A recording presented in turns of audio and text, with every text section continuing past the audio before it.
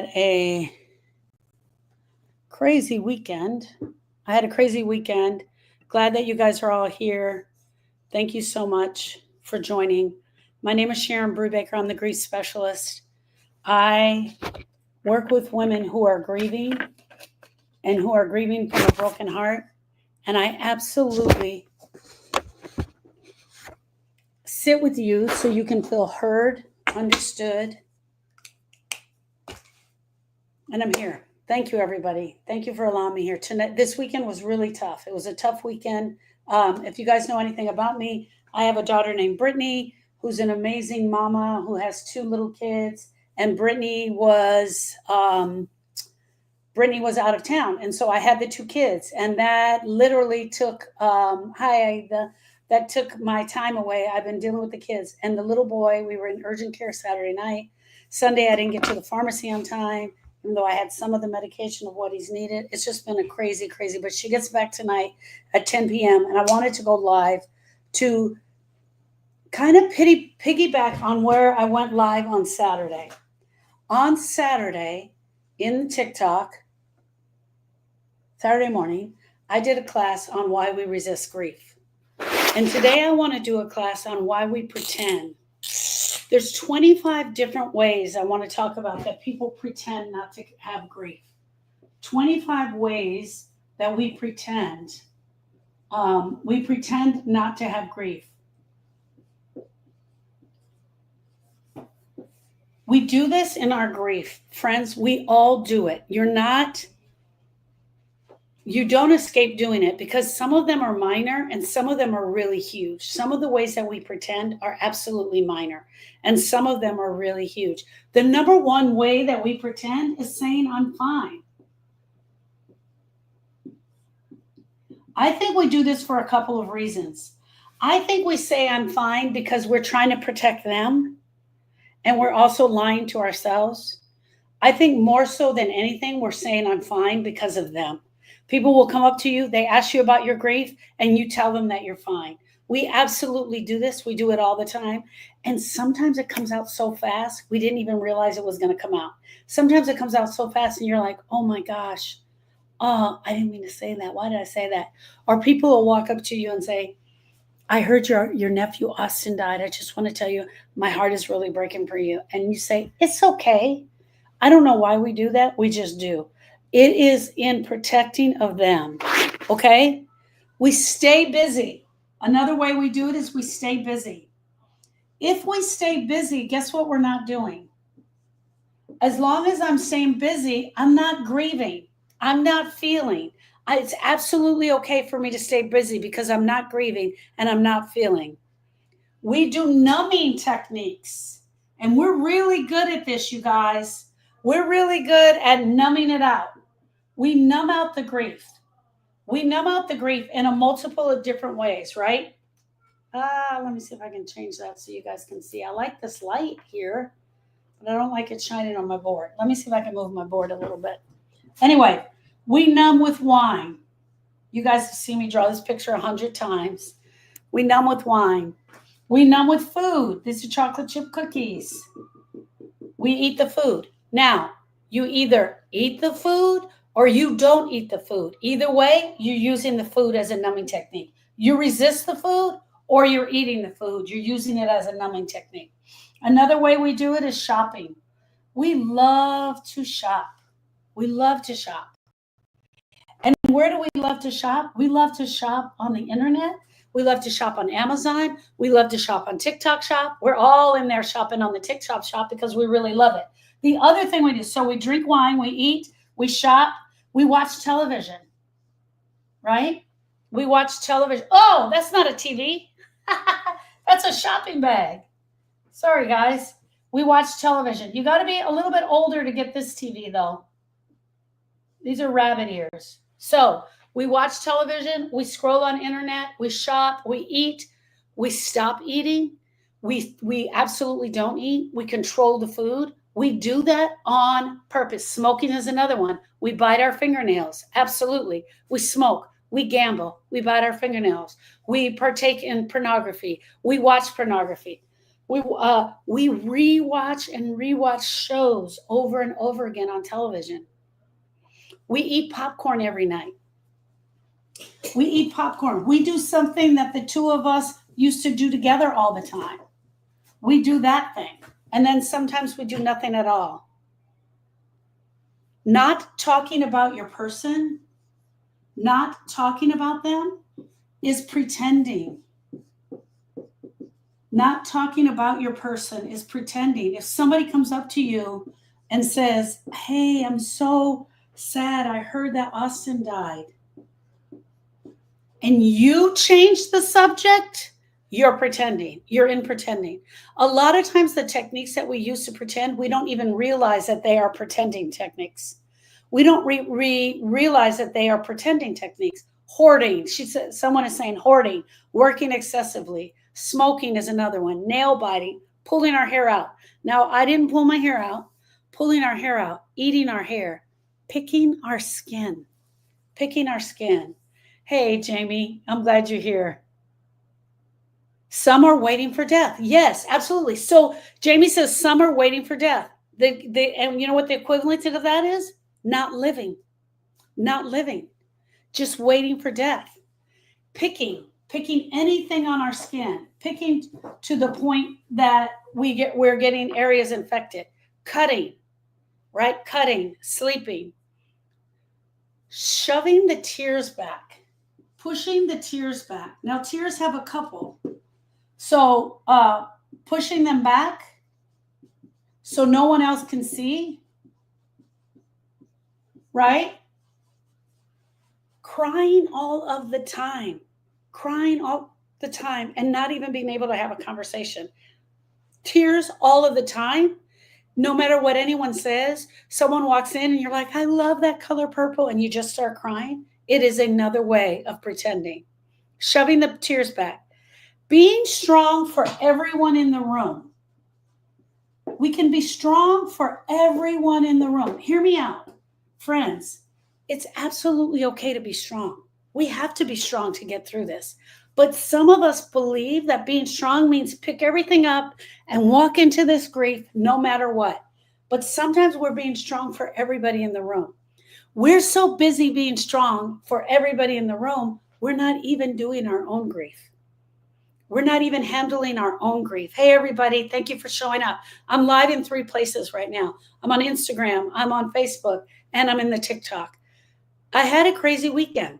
Brittany went out of town. If any of you know me, you know Brittany is my youngest daughter. She has a set of twins, Karis and Callaway, that will be 3 tomorrow. Callaway got sick. I was in urgent care, and now my voice is starting to sound funny. I was in urgent care Saturday night. It's just been a tumultuous weekend, so I had to go live everywhere at one time. Joking about your grief. Joking about your person, joking about things that other people have said. Gala's humor is absolutely, when we neglect ourselves, then we get stuck in the cycle. 100%, Miss Jamie, 100%.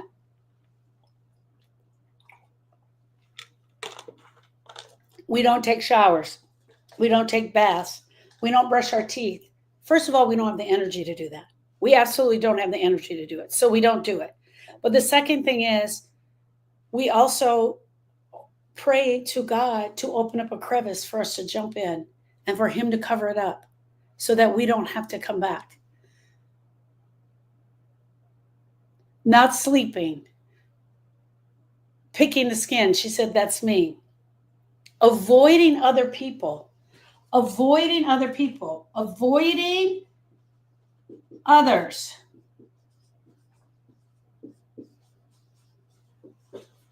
Avoiding talking to others. Avoiding sharing your grief with others. Avoiding saying your person's name. Over-explaining your emotions. Over-explaining your emotions. I got to go back to the paper because I think I loved it better when I could just pull this out. Over-explaining.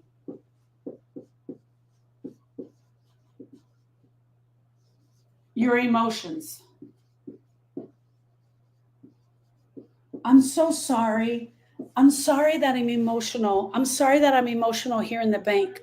but my husband just died and I'm really having a hard time. So I'm so sorry because you don't understand. This has been really hard for me. So sometimes I have to cry all the time. Sometimes I cry too much. Sometimes I cry this. Sometimes I cry that. Oh, I'm so sorry. Explaining and apologizing for your emotions is pretending. It's pretending, you guys. There's so many ways that we pretend. Someone says here in TikTok, sleeping too much. Sleeping is a way of not so much avoiding. I think it's more. I'm sorry, not so much pretending, more avoiding. More avoiding, over explaining your emotions. Saying this sentence. Okay, you guys, tell me if you've said this. Tell me if you said this, because this is a form of pretending, and I'll explain it why. They are in a better place. They are in a better place. I know this is what they would want. I know God would want them here. If you, first of all, we hear this from everybody. People tell us this all the time about our own grief. That's number one, which you'd want to just punch them right in the throat. That's number one. Number two, you try to tell it to yourself. Have you said this out loud? Have you said this out loud? And if you have said it out loud, it is a form of pretending. It absolutely is a form of pretending. What if I want to stay in my grief? Then go ahead, Haitian queen. Nobody's going to talk you out of staying in your grief. Grievers have choices. Haitian grief says, what if I want to stay in my grief? Grievers have choices. Staying in your grief is a choice. It is a choice of you, the griever, 100%. I cannot drag you in here and force you to do the program. I cannot drag you in here and force you to do your grief. And no one should try to, and no one should. But I promise you this, the rest of your life is going to be really sad. I don't even want to say unbearable or miserable, because you might get to a point that you can function throughout the day. But why would you want to stay with your grief? Haitian queen, it's really a good point. What if I want to stay in my grief? Then stay in your grief. Who am I to talk you out of it? I got to write this down.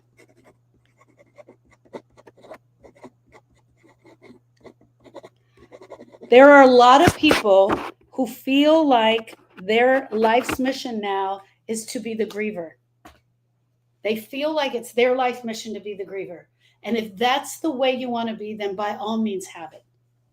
Trust me, I have too many people come in my class that aren't doing the work for me to, yes, I see you, in order for me to drag them along. If you're saying this, they're in a better place, you're lying to yourself in a way. Sometimes we're lying to ourselves. We're saying it to make ourselves feel better. We're saying it to make all of the people in the room feel better. This, my friend, this statement right here is a form of pretending. Absolutely is a form of pretending. Going after grief is very difficult, but the release is immeasurable. Thank you, Suzanne. Absolutely. The role of the griever. Okay, pretending, saying they're in a better place. Hey, you guys, here's a good one that I came up with. This is a really great one. Tell me if you guys are doing this.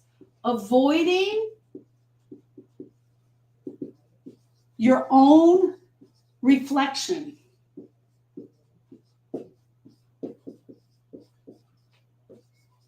How many of you can't look at yourself in the mirror right now?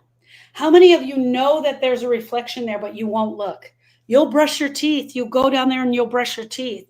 Some of us will put a little bit of makeup on, a little bit of lipstick or makeup on, and then we get the heck out of there. Why? Because who do we see looking back at us? We see the griever looking back at us. We see the broken heart looking back at us. We're so broken. We don't even want to look at our own reflection. If you're running from your own reflection, you are pretending. You're not admitting to yourself that you're a griever. Here's what I want you to do. For anybody who says, yeah, that's me, I didn't realize that was part of my grief. I won't go in the bathroom and I brush your teeth. I want you to pick your head up in front of the mirror, and I want you to look right in the mirror. I see you, and I know you're grieving. That's it. I see you. I know you're grieving. I know your heart is broken. Just say that. You can say it in your brain. You can say it out loud, and then walk out. Do not avoid your reflection. You're grieving. You have the right to grieve. You have the right to be sad. You have the right to be broken. You absolutely do.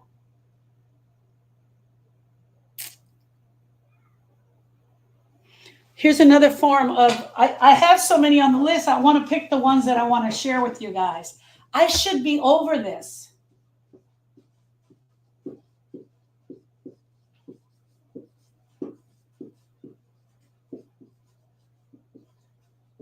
What is this? I should be over this? What is this? Thinking that you should be further along in your grief is absolutely a form of pretending. Telling people that you should be over this in your grief is a form of pretending. Wow, I actively avoid my reflection for a couple years, but getting better. Yes, Didus, I want you to look at it. Just look at it and tell it it's okay. See the griever. You guys, grief serves a purpose. And the purpose was not to hurt you, break you, or break you down. Your grief serves a purpose for you, my friends. It is supposed to be a process that your heart goes through. You're not supposed to be in grief forever. You're supposed to go through the process of grieving. That's it. We go in to the process for a reason. A process is a series of actions or steps taken in order to achieve a particular end. The particular end is to no longer be grieving, no longer be broken. Hey, Miss Hope, I saw your message. Had a crazy weekend with the twins. One of them is sick. Been in urgent care, nebulizer, steroids. He was limping. Oh my gosh, it was crazy. But I got a surgery date from Mom. Miss Hope was asking me about my mom. How are you doing, my love? Claiming that you're too busy to grieve. Who says this? I don't know that we say this out loud, but I think we say that I'm too busy. I'm too sick. I'm too tired. This hurts. I don't know how to do it. He wouldn't want me to be like this. I shouldn't be doing this. Everything happens for a reason. And this was the reason. He was supposed to be. I can't do it in front of the kids. It's a form of pretending. The truth is, we have to teach our children how to grieve. Here's the truth about children, everybody. Our children, this is not going to be their last grieving experience. It may not even be their first, but they're going to grieve and they're going to continue to grieve just like we are. Friends, I had a really good friend from high school, a really good family friend from high school. Their second brother died today. There are 5 kids. The second brother died today. My sister just sent it to me. It was on social media. Bless your heart, my family. I'm going to be reaching out to you. Their second brother died today. Their parents have died. There's 5 kids. Two of the brothers have already passed on. Your kids are going to see multiple grieving experiences throughout their life. And here's my question to you. Do you want them to be able to do this grief based on what you showed them, or do you want them suffering through? There's 2 ways to do it. We can learn how to do this grieving thing, which needs to be done, or we can suffer through it. They are both opposite ends. But either way, it's happening. Grief is coming, and we're not going to be able to push back against it. We tell ourselves we're not allowed to feel this deeply, or I shouldn't be feeling this deeply. Or here's the one that I love. Here's the one that I love. Friends, we are pretending not to grieve, and it keeps us in our grief. I'm just going to think positive thoughts. Did I spell that right?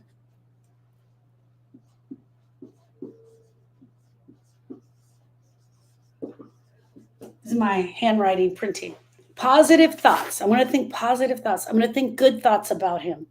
Sometimes when I'm talking to grievers, they'll be telling me something about their person, and then they try to change it to a good thought. They try to turn it into a good thought. Absolutely, 100%. Okay, friends, To everyone here, welcome. My name is Sharon Brubaker. I'm a grief specialist. I'm the owner of the Grief School, the place where healing begins.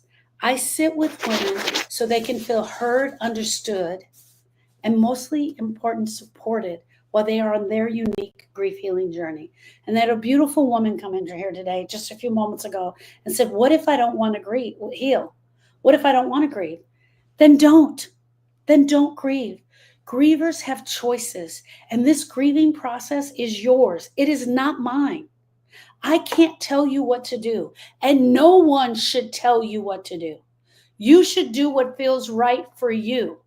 You need to do what feels right for you in this grief. Please do not allow anyone to come onto your grief healing journey and rob you. That's what mostly happens. This is what forces us to pretend. It's because people are robbing us from our grieving process. Hell, look here. Our person dies. Our work only gives us 3 bereavement days. You get robbed at work the very first day. 3 bereavement days. What the heck are you going to do? Who came up with that? I need to look into that. Who came up with 3 bereavement days? They need to be throat punched. You can't do anything. You can't even bury someone in 3 days. You can't even bury someone in 3 days. The surgery date hope is going to be May 1st, but my brother is going, so I'm really happy. She said labor laws came up. I don't know. Some guy, I'm going to tell you something. Some guy somewhere thought that was a good idea. The bottom line is they're losing money because people come back to their desk and they go back to work. And guess what they're doing while they're back at work? They're pretending. I'm going through a divorce. Guess what I'm Googling on my work computer? How to get a divorce, where to find an attorney. My fur baby dies. I'm Googling all the support groups for people who have fur babies that have died. You are not doing your work when you're sitting at work. You are doing all of the other things. So let me ask you something. Have you ever caught yourself smiling when your heart was absolutely shattered? Have you ever caught yourself saying, I'm fine?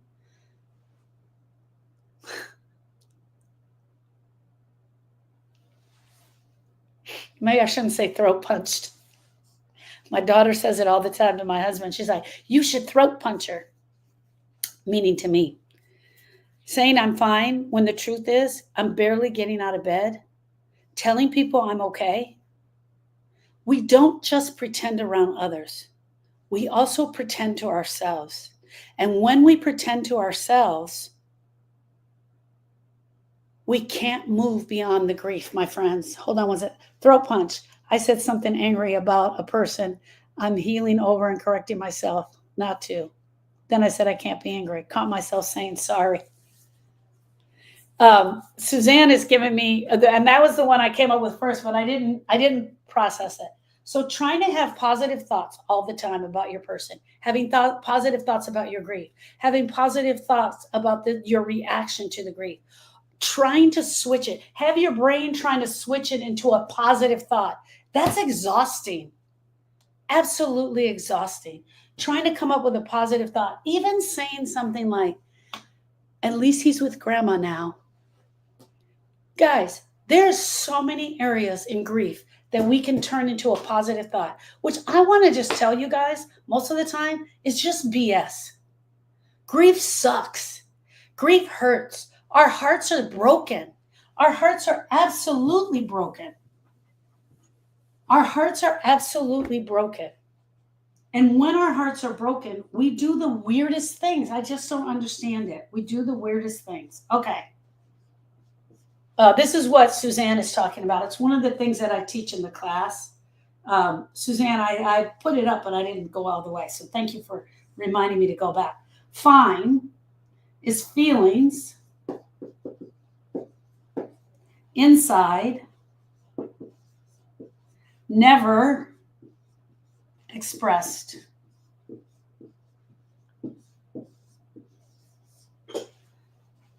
It's huge to have feelings in your grief. It's absolutely huge. But when we keep them inside and we don't tell people, this feels like crap, this hurts, they come up to you and they're like, hey, girl, how's the grief going? How are you doing? And you say, oh, I'm fine. Thank you for asking. I'm fine. And you change the subject, you are lying to yourself and you're pretending. Friends, we're never going to change the way we grieve unless we do one thing, and that is tell the truth. Tell the truth about our grief. And we tell the truth about our grief always. We tell the truth about our grief always. Okay. She said, I've been trying to. I lost my mom. When I went back to work after my dad died, I didn't want anyone to mention he's in a better place. Brittany, Suzanne and I have been talking about this. Suzanne is a beautiful soul that works in a corporate setting, and we talk a lot about how corporations handle the grievers, how they come in and give you the space for grieving. It is non-existent. To me, I honestly believe that when you've had a loss and you're coming back to work on day 4, I'm just kidding. Some of us don't come back to work on day 4. When we're coming back to work, there should be a grief specialist in the office who is designated. They don't need to get paid. They don't necessarily need to get paid for it, but they need to know how to treat the griever. They should meet the griever at the door. They should meet the griever at the door, and they should ask them, is everyone allowed to ask you about the grief? Can people talk about the grief? Can they say something about the grief? Brittany says, I didn't want anyone to say he's in a better place. Imagine Brittany coming back to work and meeting with Suzanne and sitting down, and Suzanne saying, what are the things, what do you feel comfortable with right now? Can people ask you? There may be people at work that don't want you to ask about their personal life. They don't want you to talk about their dad who has just passed. And that's okay. Grievers have choices, and whatever choice they make and whatever choice they say is absolutely okay. We need to be able, so then that person would also once a month maybe hold a grief group at work where people who are grieving can come together and they can share.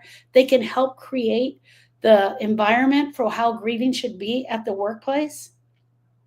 Man, there's so many areas that we can talk about in the grief place, right? Okay, so I want to break down the hardest one that we pretend with. I want to break this down, you guys. The hardest person that you're pretending with is you. You are pretending. And you are wearing that, Jamie says I wear a name tag. You're wearing that pretend tag big. It says, it's a big giant sign, and it says, I'm grieving, but I'm pretending not to grieve. We pretend because grief is overwhelming.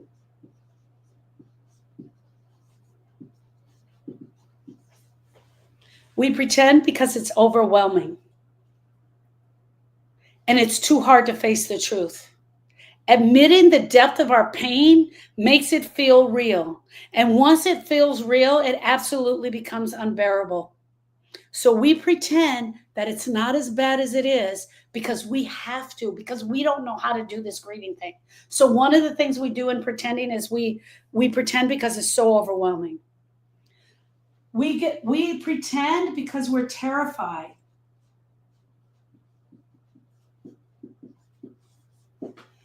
We're terrified of feeling the emotions. We're terrified that it's never going to stop. People tell me this all the time. If I start crying, it's never going to stop. This is not true. Your body was designed to grieve. Your body was designed to allow the emotions in. We pretend with ourselves because it's overwhelming and because we're terrified. Here's, I think, is the biggest one. This is the biggest one. We don't know how.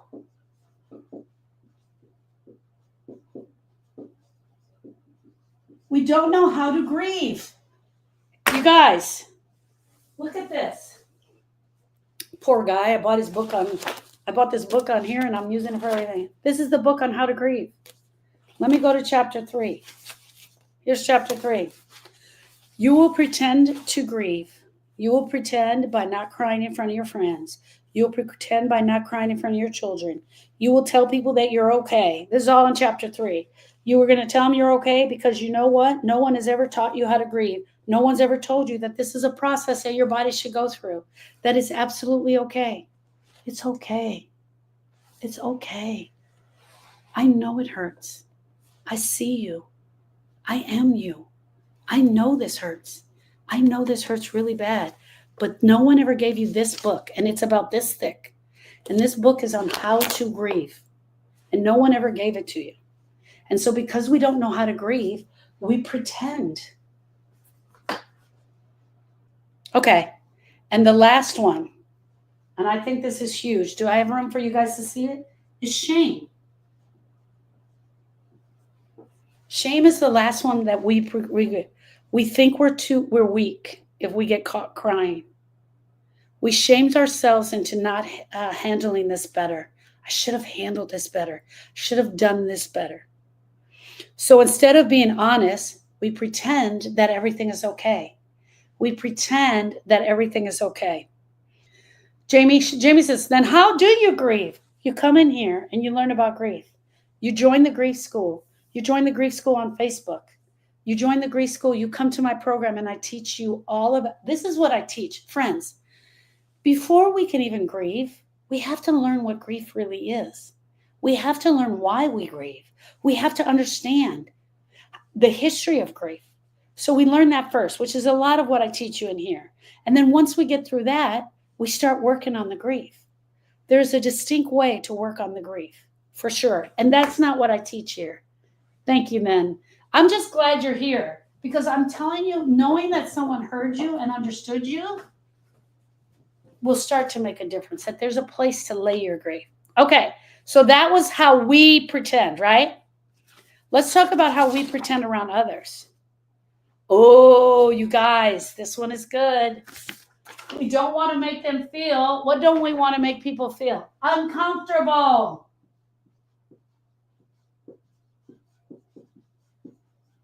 I don't want to make you feel uncomfortable. So I'm not going to grieve in front of you. My person has just died. I lost my best friend, Sharon. This is true. I lost my best friend, Sharon. She was my person. And you come up to me and you are kind of sad, but you're trying to check on me. You want to see how I'm doing. And I don't want to make you feel uncomfortable. So I'm going to tell you a story, or I'm going to change the subject. And one of the other things is, this is true. I didn't even want you in my grief. I wanted you to stay out of my grief. I wanted my grief to be my own grief. And so I did that. Grief is messy. It doesn't fit into small talk. Let me say that again. Grief is messy. It doesn't fit into small talk. It is not going to fit at the dinner party. I'm sorry. It's just not. So we clean it up. We keep it light. We keep it airy. And we carry it all alone. Because when I'm at the cocktail party, I sure as hell can't be talking about the grief. It doesn't fit into small talk because it is heavy.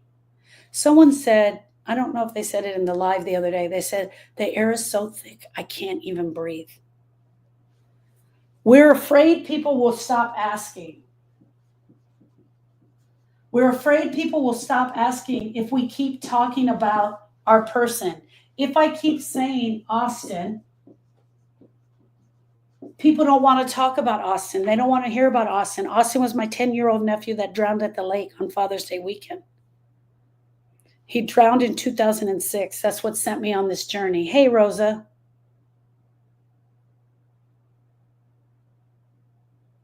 Oh, I love that. Crafty Nana says, the day after my husband passed away, my oldest niece came over and she told me that I was a good actress.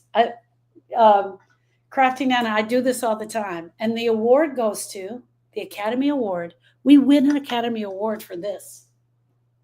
You guys, Halle Berry ain't got nothing on what we do. Trust me.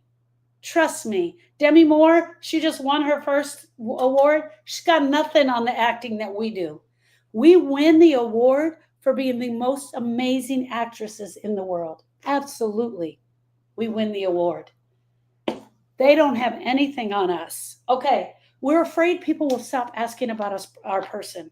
They will stop saying their name.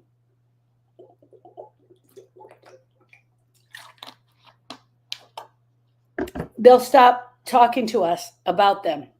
If we admit how broken we are and we cry and we break down in front of someone, they're never going to ask us again. So I feel like I'm going to protect them by not sharing my real grief with them so that they keep talking about Austin. I want them to keep talking about Austin.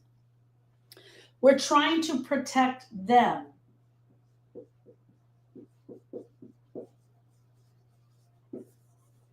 Them, protect them. Who's them? Mostly the children. We want to protect our kids. We want to protect our family. I want to protect my spouse. I want to protect my mom. I want to protect my friends. I don't want them to feel this bad. They shouldn't have to feel this bad. It's my person who died. I lost my child. I'm the one that's grieving. I'm the one that should still be grieving. We think we have to be strong so they won't fall apart. So we hide our grief and we suffer in silence. This is why we pretend for other people. I started with the hardest one first, and that was on us. Okay, the next one. We think we'll be judged. We think we'll be judged if we share our grief. Let me make this a little bit easier so you can read it. We think we will be judged. People will tell us, oh, this has been too long. How long are you going to grieve? You've already been grieving for 3 months. Aren't you over this yet? Why are you still grieving? You should be over this already. Debbie says, I went to a wedding shower 3 days after mom passed. I bet you the award you got was even bigger than this one, sister. I bet you it was even bigger than this one. I think others shared things about my mom. I think others shared things about my mom than me. Suzanne is amazing. She goes, I have grieved, cried in front of everyone. No one has been exempt. And she's right. She even offered to do some of the crying for us. And last and most importantly is we don't want pity. We don't want pity, right? Here we go. We pretend for others because we don't want to make them feel uncomfortable. We don't want them to stop asking. We want to protect them, our kids, our family, our spouse. We feel that we're going to be judged and we don't want pity. And it feels like we won't get that. We don't want pity. We want understanding. I'm sorry, let me finish the sentence. We don't want pity. We want understanding. And it really feels like we're not going to get that. We're not going to get the understanding. So we hold back. Friends, I don't mean you got to be crying in front of your friends. And this is not about you, Suzanne. I don't mean we have to be crying in order to share our grief with our person. You can full on have a conversation. Hey, hey girl, how are you doing? This is the worst thing I've ever experienced in my life.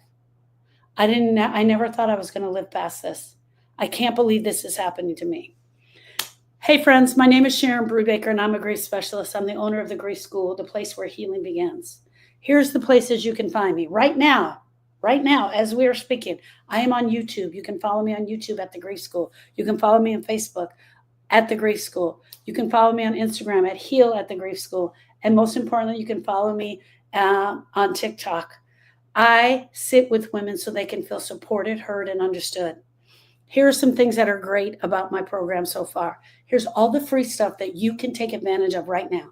I have a podcast that's been out since 2018.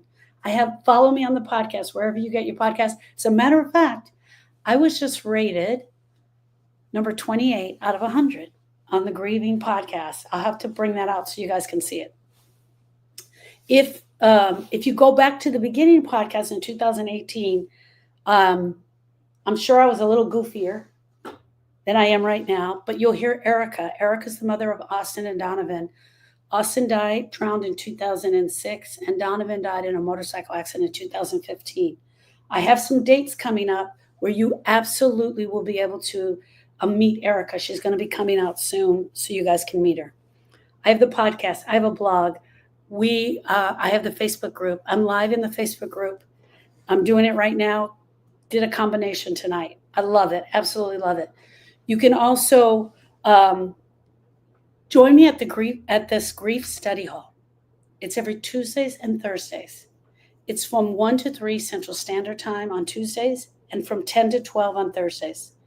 The Thursday group, I'm going to be saying this right now, is eventually going to become the VIP group. But you are more than welcome to join both groups. There are amazing women in that group, and they're helping one another. I teach an educational program on grief and loss. I have a grief class coming up in June, and I'll be giving it more information on that. But more importantly, I am writing the book called Grieve, That Shit, that'll be coming out on April 30th if everybody stops getting sick around me. So join the wait list. Click the link here. Join the wait list for the Grieve, That Shit book. Okay, that's me. That's who I am. What's one day, I'm going to ask you this. You don't have to answer it here. What is one way that you're pretending that you're okay around people? You have to think about the ways that you're pretending. I promise you, you're not alone. I promise you there is some form of pretending going on in your life. I promise you that you have some form of pretending going on because we all do. Aida says by laughing. Yeah, sometimes we laugh. Grief doesn't need to be hidden. It needs to be heard. Your grief is wanting to be heard, shared, and more importantly, it wants to be witnessed.